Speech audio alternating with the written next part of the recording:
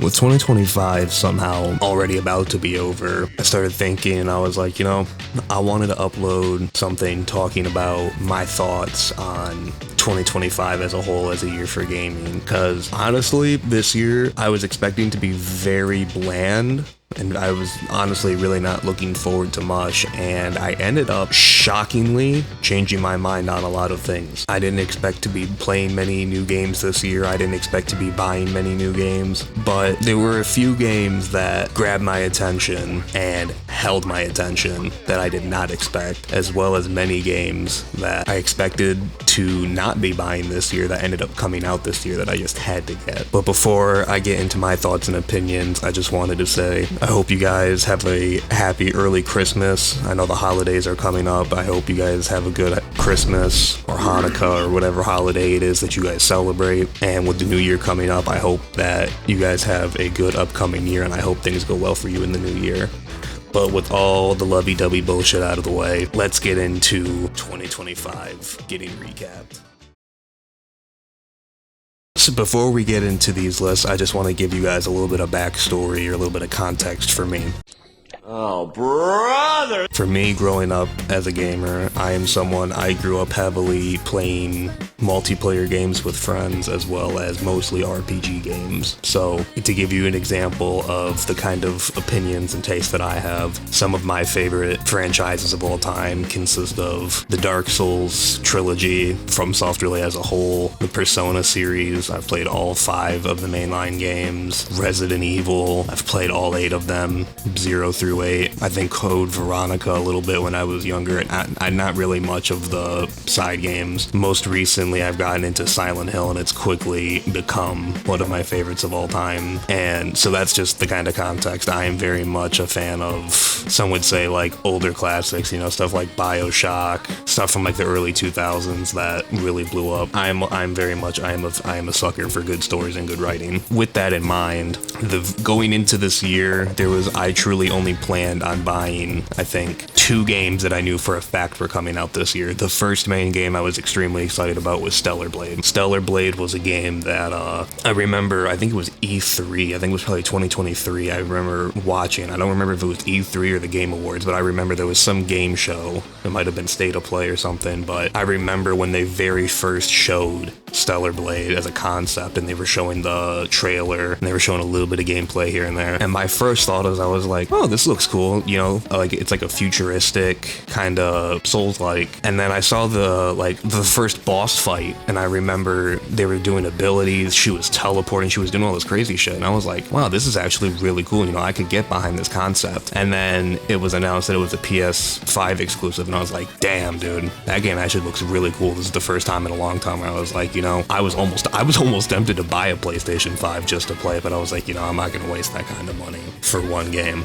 I was like, you know what? I'm not going to look anything into this game. I'm not going to look at it. I'm not going to watch gameplay. I'm not going to do anything about it because I'm just going to hold out hope that, maybe someday it'll come to PC. So I just stuck to my guns, and eventually it ended up getting announced that it was getting a PC port. And, if you guys are a fan of it, you'll know that even a sequel's already been confirmed and that it's in the make. I was waiting for Stellar Blade. I have platinumed the game on Steam. I am very much satisfied with that game. I think it's a great game. I'd give it probably like an 8.5, a 9 out of 10. There are a few things like, the writing and stuff with the story was a little basic, but overall I thought it was a great game, and I was really looking forward to it. And the fights in that game are really cool, and the DLC fights are even better.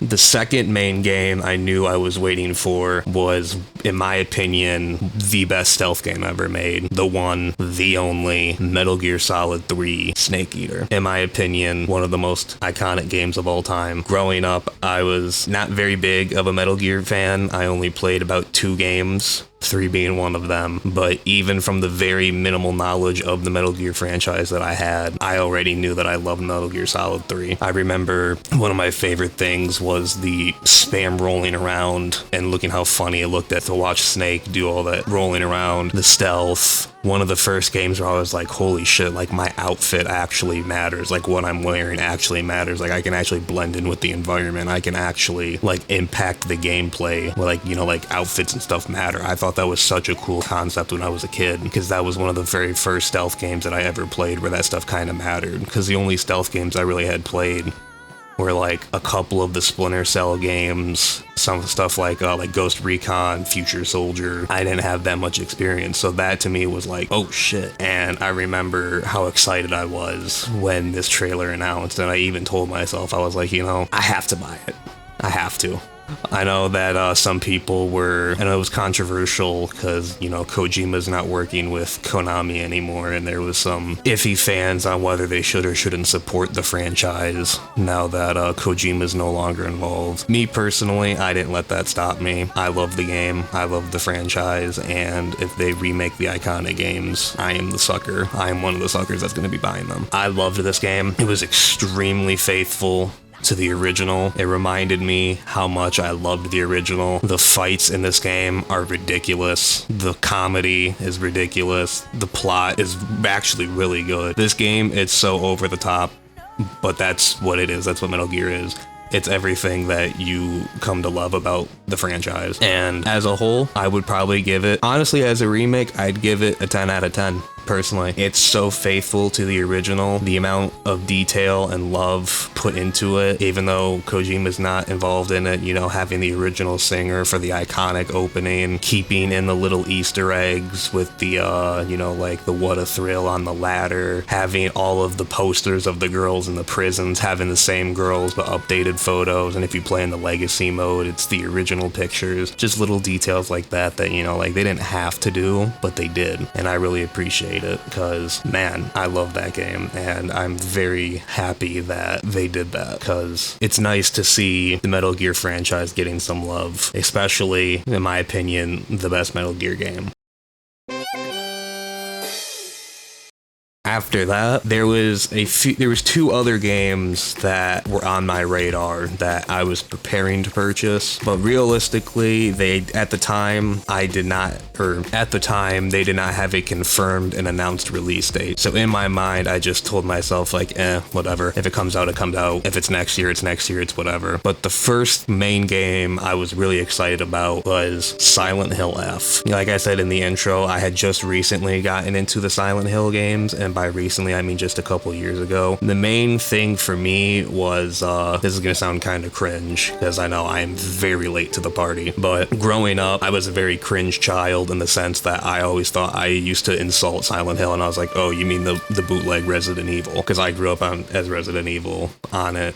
A gigantic fan, you know, Rebecca, Jill, Leon, everything from like 0 to 4, phenomenal. That was my shit. So I unfortunately was an asshole and never played any of the Silent Hill games, especially, you know, growing up, I never owned a PlayStation. I grew up on Xbox. So I don't really know how many of the Silent Hill games were on Xbox. But what I do know was the main thing that intrigued me was when they did the Silent Hill chapter of Dead by Daylight. And at the time when I was playing that a lot with my friends, that was during like the pandemic and a little bit before the pandemic, when we had all the free time in the world. So we were just grinding every multiplayer game. And I remember when they added it, I always thought to myself, I was like, you know, I see Pyramid Head so much in so much media, and it's like, people say that Silent Hill is so similar to Resident Evil. I would probably love them. And I thought Cheryl looked like a really cool character, and that was eventually when I emulated and played Silent Hill 2,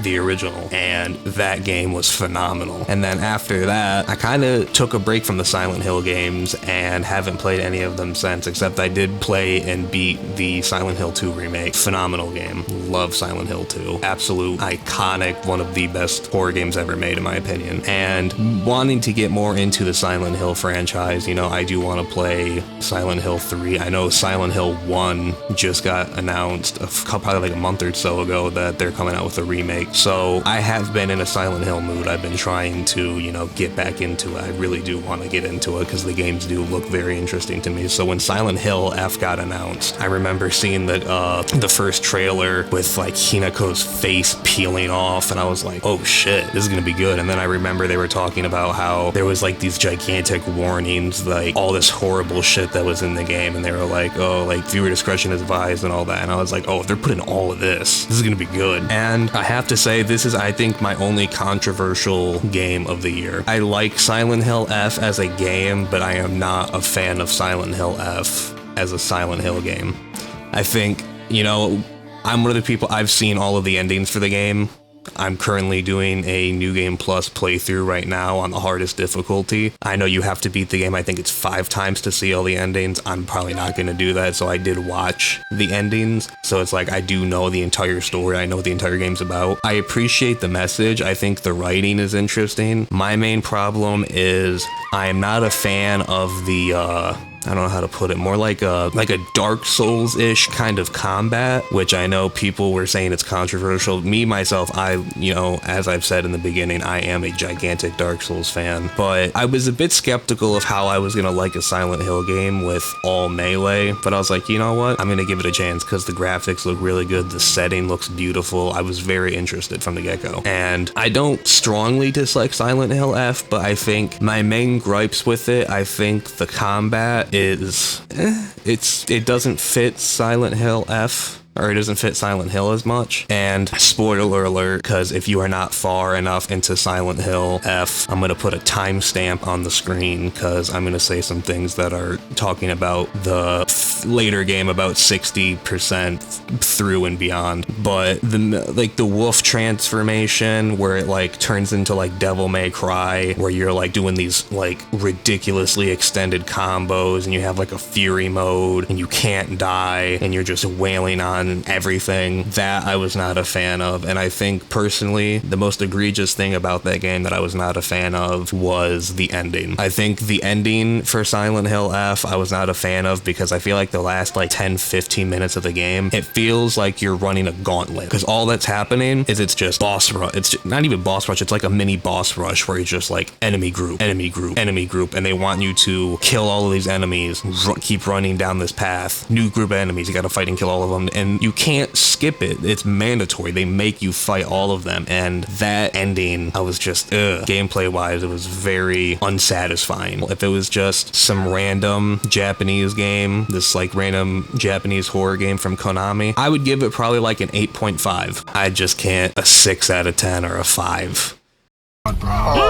You're a loser! Man. Are you feeling sorry for yourself? Lastly, this one's going to be an interesting take because I know many people probably don't know this, and I'm going to really expose myself by putting this on the internet. But one game I was extremely excited about, that this is just purely personal, that a lot of people don't know exists and probably never will, was 5 Hearts Under One Roof Season 2. This game I found probably, I think it was last year or a year and a half ago, something like that. And I saw gameplay and I was like, this is hilarious. I have to play this. And I remember I had a good buddy of mine in the Discord call with me, and I literally streamed myself in the Discord playing it the entire way through. I literally platinumed the game with him watching every step of the way, and we laughed. This game, pretty much what it is it is a like a live action, I don't even know what you would call it. It's like a live action South Korean dating simulator where you pretty much have a harem and you are this guy that's running a boarding house, and these random girls all have these absurd over-the-top situations where for some reason they need a place to stay and they choose to live with you, and you have to make choices based on who you like and dislike, and you can romance all of them. Personally, the first season was already great. It's such a goofy game. You can tell like there's so many points where they don't take themselves seriously, and I think it's great. I'm personally not a very big dating sim guy. I've never really played any dating sim games. This is one of the only ones I've played, but this game is hilarious, and season 2 is even better because it's the 3 girls from the original that everyone knows and loves, ridiculously over the top scenarios, scenarios even more absurd than the first game. The new girls are also very interesting. They're all bad, let's be honest, they're bad as hell. And the new game, it has more absurd, over-the-top situations. It has like more interesting humor and shockingly actually pretty good writing. I was genuinely shocked with some of the endings, where some of the endings, like the good endings, you're like, man, that was really wholesome, and then the bad endings, you're like, holy shit, I feel like an asshole. Damn, I just did that. Which the first game didn't. It was a lot more basic, whereas this game, you can tell the writers got better, the directors got better, they had like more of a budget. You could tell like these guys, like they just had everything lined up and they knew what they were doing with this game. I don't care what anyone says, call it Gooner game, call it whatever you want. I have to give this game, for what it is, this game is a 10 out of 10. If you want a basic ass dating sim and you just want something that you can just chill, lay back, and have fun with, Season 1 is 100% that. Season 2 is that times 12. This game, it's ridiculous, it's funny, it's over the top, it's ridiculous, and I love it. And I didn't even know it was going to be coming out this year, and then it got delayed, I think by like a week, and I bought this game the day it came out. I already have it platinumed on Steam. I have zero regrets. 10 out of 10. Phenomenal game. Give it to me! Give it to me! Give it to me! But we're talking about 2025 here. So, as all of you have been expecting, I cannot have this video uploaded if I didn't talk about the one, the only Expedition 33. This game somehow completely flew under my radar. I am a sucker for turn-based RPGs. I love RPGs, JRPGs. That is my shit. That is my bread and butter. And I had a buddy of mine who was like, you know, I'm surprised you haven't seen this game or been talking about it, because this game 100% seems like it would be up your alley. And I was like, you know, dude, I don't know. You know, when you hear games that are all trending and everyone's glazing it like it's fucking God's gift to Earth, I'm not usually someone who holds the same opinions as everyone else. So I just kind of expected, I was like, oh, you know, this is gonna be like the new trending thing. Like, you know, I'm not the biggest Spider-Man fan. Those games are everywhere. I'm not the biggest fan of the new God of War games. Those games are everywhere. It's probably going to be one of those situations where it's just not my cup of tea. However, then I played it. Holy shit, I played it. And the story for this game is phenomenal. I can't even put it into words. It is next to none. It is truly a generational game. This story is great. The character writing is great. The graphics are perfect for what it is. It actually runs very well and it looks gorgeous. The theme for this game is phenomenal, and I'm not going to say anything here. I'm going to keep it very vague in case if you guys want to play it, because you guys should go into this game blind. This is, without a doubt, in my opinion, jokes aside, memes aside, Expedition 33 is the game of the year. This is truly, I think this is one of the best games that has come out in a long time.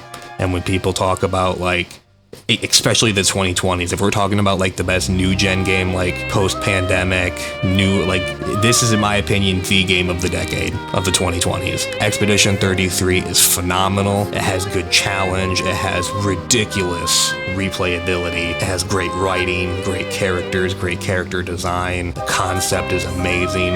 The storytelling is superb. From the first 5 minutes, this game grips you. It sinks its talons into you, and it does not let you go. Act 1, phenomenal. Act 2, phenomenal. Act 3, somehow even better. And my God, the soundtrack for this game. Fuck you, Grammys. This game deserved it, and the fact that it didn't get nominated is insane.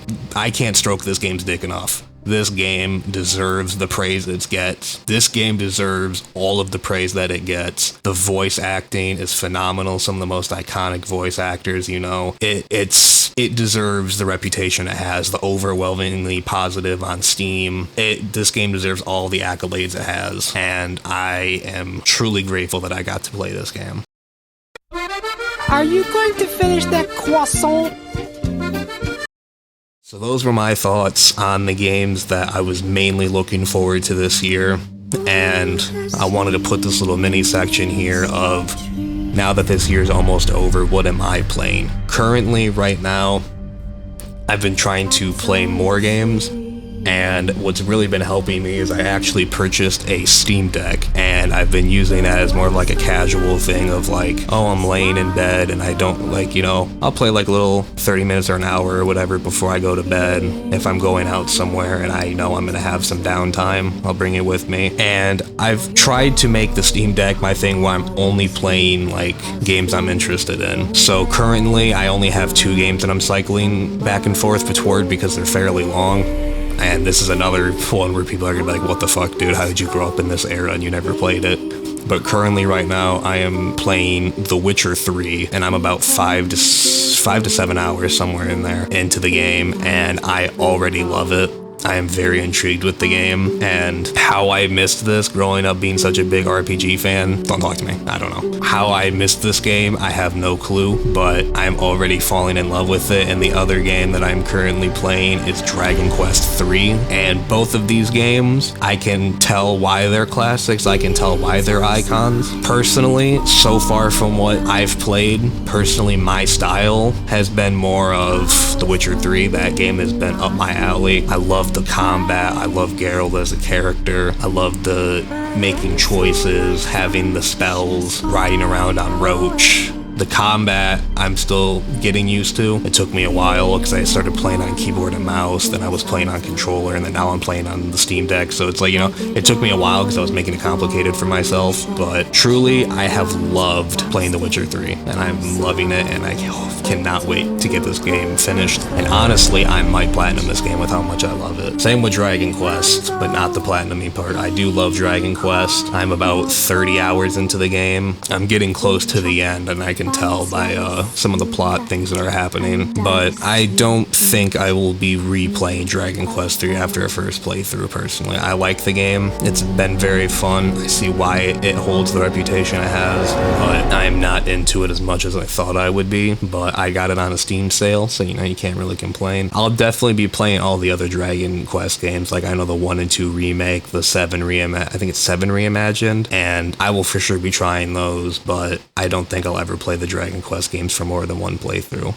And also, lastly, I have been playing quite a bit of Silk Song. I have to throw this in here. I never really was a Hollow Knight fan.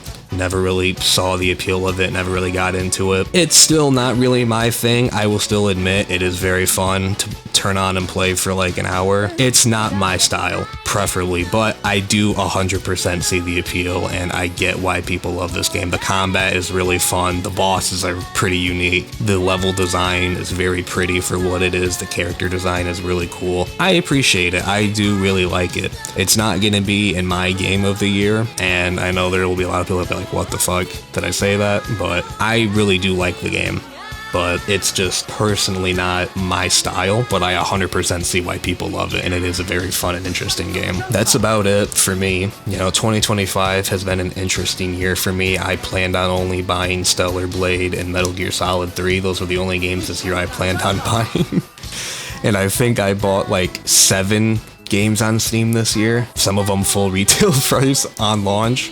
4 of them I think were pre-orders, and personally, my picks for my game of the year for what I've played, Expedition 33 has to be number 1. Phenomenal game, can't say enough about it. 5 Hearts Under One Roof Season 2, Argue with the Wall, it's going to my top 3, and then number 3 would have to be a tie between Metal Gear Solid 3 and Stellar Blade. I am very satisfied with the games that I purchased this year. I am very satisfied with how this year turned out. I did not go into this year with high expectations, but I want to know, first of all, what is your guys' top 3 games of the year for 2025? What do you guys think deserves to win Game of the Year? And what are your thoughts on the Game Awards? And, you know, it's going to be coming up, I think, this week. So what is your guys' thoughts on that? And then second of all, what are you guys looking forward to coming in 2026? Me personally, I think the only game I truly am waiting for at this moment is the Persona 4 Revival. As I've said before, huge Persona fan, and I am one of the idiots that I will keep purchasing all of these remakes until Persona 6 comes out. So that is really the only game I can think of off the top of my head that I know for a fact that I'm waiting for that might come out in 2026. Probably not. I wouldn't be surprised if it doesn't come out till 27. My other question being off of that is, what is the main game game that you guys are waiting for. I would love to hear what you guys have been playing, what has been your favorite game of the year, what was your least favorite game of the year, and then what are you guys looking forward to. Let me know in the comments below. I will be reading them, and that's about it for me. So if you've made it this far, you probably like video games a lot.